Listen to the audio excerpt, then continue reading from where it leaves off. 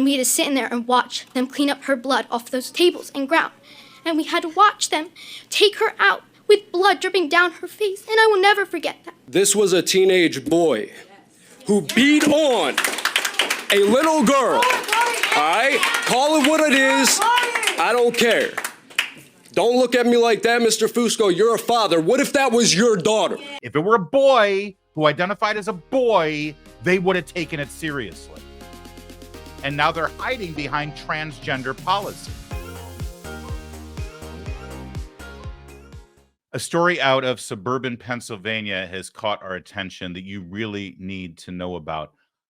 This is an attack in a middle school. A young 12-year-old girl was hit from behind by one of those big Stanley aluminum or steel. Is it steel? Of course, it's Stanley. It's got to be steel. Hit in the back of the head by with a Stanley steel thermos, and her assailant kept whacking and whacking and whacking at her. Now, most of the local media covered this story. Actually, all of the local media covered this story, and we're going to show you an example of it in just a moment, and said that this was a fight between two middle school girls. And sadly, we've seen a lot of this. You know, you see these viral videos of girls getting into fights in schools, and they end up going viral, and it's exploitive and it's terrible, and you wonder what's going on in our public schools. And you hear this story and you think, oh, well, just here's another example. And this girl who got attacked, after she got hit several times in the head with this Stanley thermos, they had to call the ambulance. She was bleeding all over the floor. All the students were there in the cafeteria witnessing it. They were kept there while they were administering first aid. They didn't even clear the room out. It was awful. It was horrible. It was despicable. But here's what makes it even worse. The assailant was not a girl. It was a 13-year-old boy who allegedly identifies as a girl. Now, if the headline reads 13-year-old boy assaults a 12-year-old girl in middle school by whacking her on the head multiple times, bludgeoning her on the head multiple times with a Stanley steel thermos, that would engender outrage everywhere. But because this 13-year-old boy happens to wear a skirt to school, and instead of going as Alexander, wants to be called Alexandra, well, then apparently the story is just fine. But to make matters worse, the students knew exactly what was going on with this young man and warned teachers and administrators before the attack, and apparently they did nothing. So now I want to show you a fellow schoolmate, a girl who was also threatened by this young man who identifies as a girl. She appeared at a school board meeting last week. Watch this and recognize this is a little girl that we should be protecting. Wednesday morning, I went to the guidance counselor and told her, since I was second on the hit list, knowing that there was something going to happen, because there was a girl she was targeting every day at lunch. And they would go to the counselor and tell them every day that this is going to happen. And Wednesday, I went with two others, and each of us filled out a whole paper full of what's going to happen and why it's going to happen. And then I went to course, and I was told, watch your back. He is going to come for you and this other girl at lunch. And when I was at lunch, I was terrified, and I told Miss Fattori that that was happening, and she said, don't worry about it, it's not going to happen. But early that morning, I was told I was not going to see Mel for the rest of that week. But I was in lunch, and all of a sudden I just hear all this screaming and everybody running, and I see Mel running in after somebody, and everyone's screaming and running, but the girl who got attacked didn't see it because she was faced backwards, and all of a sudden you just hear these terrible, like, loud bangs of the Stanley bouncing off her head, and then you see Mel grabbing her hair and hitting her against the table and just repeatedly hitting her with the Stanley. There was blood going everywhere. I was the table right behind it, and all you see is blood everywhere. And it was just, and then you say in your email that it was 8 minutes, but We timed it. It was 28 minutes. And we had to sit in there and watch them clean up her blood off those tables and ground. And we had to watch them take her out with blood dripping down her face. And I will never forget that. And laying in bed last night, I just kept repeating it in my head, and we shouldn't have had to sit there and just watch them clean up her blood with the mop. Watch her repeatedly yelling that I'm gonna murder you and just hitting her with a Stanley. And I don't get how you couldn't have stopped it. It was 5 hours from when I told you it was gonna happen and when it happened. It was 5 whole hours. I don't get how you couldn't have stopped that. And how Ms. Fattori said, don't worry, it's not gonna happen. We have her under control. But clearly you didn't.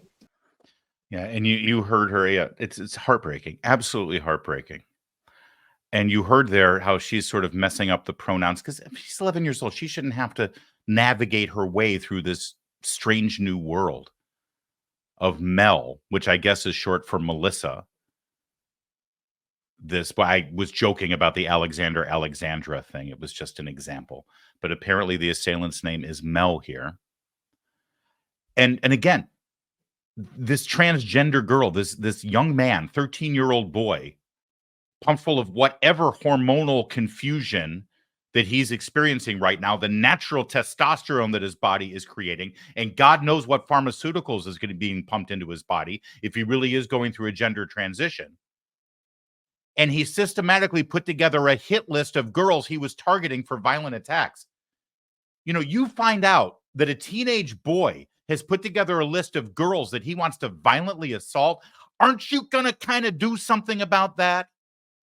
But I guarantee you, when all is said and done, somewhere along the line, a conversation was had from these counselors or administrators or the school board where they said, well, she's a transgender girl. She's probably just going through some stuff right now. She's probably really confused. This is how girls are sometimes. I don't think we should. If it were a boy who identified as a boy, they would have taken it seriously. And now they're hiding behind transgender policy. Well, one of the moms wanted to address that. But the child had multiple reports of violence against her made this week by parents and students. And I just don't know how that went unchecked, how this child was still able to remain in school if this child was not in school, suspended, and their parents and the children who reported this since Monday about the hit list and all these attacks that this child had planned, maybe, just maybe, the poor little girl won't be sitting at home traumatized, and all of our 7th graders won't be sitting here traumatized. As a parent, your worst fear comes to light when you get that call from your kid crying in school, Mom, help me. I'm scared. There's blood everywhere. You can't get to them fast enough, and they hang up on you because teachers and staff are yelling at them to hang up their phones, not to call their parents. I told my child, always call me in an emergency, and I will be there no matter what. I don't care if I have to stand outside the building or not. But my child was told to not call her parents. So we're left to speculate the worst. God forbid, school shooting, stabbing. We don't know. I hear blood and my kid fearing for her life and tons of kids in the background screaming and crying. I just don't know what went wrong. How did this go? How did it get to this point? I would like answers on that. And lastly, moving on, I would like to know and be assured that this child will not be returning to any other North Penn schools at all, because this is not this child's first violent attack. And I do not care what anyone says in here. We have parents from Penfield. We have parents and children in alternative schools that have encountered this child in school, out of school, and documented violence, videos of her violently attacking another student in elementary school, in Penfield, outside of school, brandishing knives. Ma'am, your 3 minutes. We have a lot of people who need to comment. Sorry, Yeah, unbelievable that they have to cut these people off because of public commentary. And you hear the tortured twisting into a pretzel the English language, how, this mother successfully just continued to say this child, this child, this child, and then said her, but she knows in her brain that it's not a her, it's a he. This is a boy we're talking about, but it's been drummed into our head that if you're at this school board meeting, and I bet you any money the school district has a very strict policy about misgendering people, that we've got an assailant attempted murderer, and we're still bending over backwards to make sure that we support this illusion that this boy is not a boy. And to make matters worse, I told you how local news was covering it. Here, watch how local news is covering it. North Penn School Board meeting was packed tonight, emotions running high after a Pembroke middle school student was violently attacked. Both students and parents addressing the school board, describing how the incident impacted them, and they wanted to know what's being done to protect students. Now, from that intro, you're going to be confused, right? All that anchor said was a student was violently attacked. Attacked by whom? Attacked by a teacher? Attacked by some adult in the neighborhood of the school who wandered onto the playground? Attacked by a dog? Attacked by whom? Well, a little later on, they explain exactly a little bit more about the nature of the attack. Listen. Police say a 13-year-old student used a metal Stanley mug to violently beat a 12-year-old student in the head in the cafeteria yesterday afternoon. Did you hear that? A 13-year-old student used a Stanley mug to violently beat a 12-year-old student in the head. No gender, no sex, no boy, no girl. They decided to just steer clear of it completely. It's just one student attacking another student. What happened to toxic masculinity? What happened to boys are inherently violent creatures and girls must be protected from them? And by the way, I believe in some respects at our basis level, if we don't have God in our lives and faith and a moral code, that's actually kind of true. Girls do need to be protected from boys. It's inherent in our nature to want to instinctively protect girls from boys. We're being asked to remove that instinct. But we can't. This is who we are. And you can change all the pronouns you want. You can change people's names. You can dress up differently. You can torture our language as this poor news anchor. One student hit another student. Is it not relevant that the victim is a little girl and the assailant is a 13-year-old boy who claims to identify as a girl? Well, back to the school board meeting. As always, ultimately, it took a dad. It took a dad to say it like it is. A big thing at the end of the day, whether this child who was the attacker has issues or not, a lot of it comes from your policy, your leadership, and what you do or do not accept.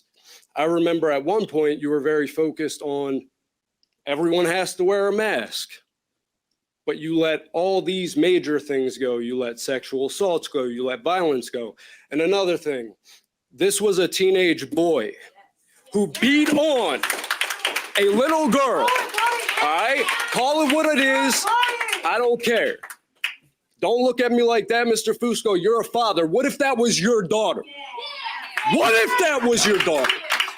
And I'm sorry, I didn't want to be here. I'm here because people reach out to me. I'm here because apparently too many people are afraid to just say that. Men and women are different. All right? Whatever you want to do as an adult, God bless you. That's fine. You have that right. But let kids be kids. Let them make that decision later in life when it's appropriate. All right? Men and women are not the same. Our hormones are not the same. Our strength is not the same. Our aggression is not the same.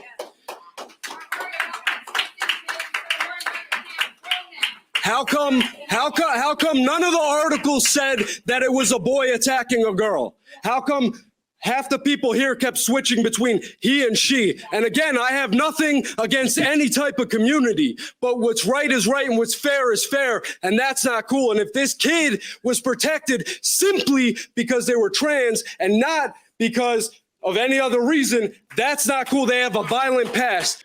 That man for Father of the Year. And more importantly, that man for school board president, because this doesn't change until he and the mom and you and I get involved and get activated.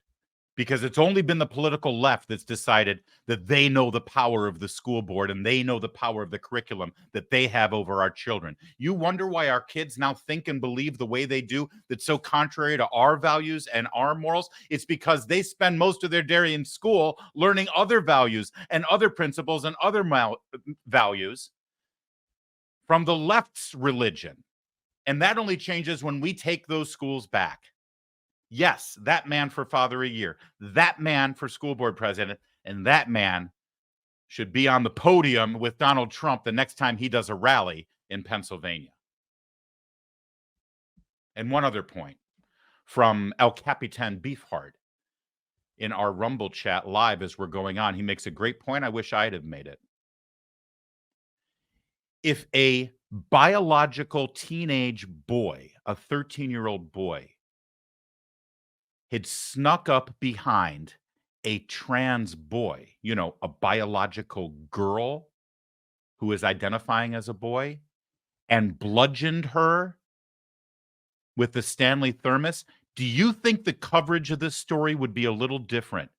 If a cisgender straight boy beat the hell out of and put in the hospital a young girl who is identifying as a boy, you better that person would be on the stage of the Democratic National Convention. The victim would be.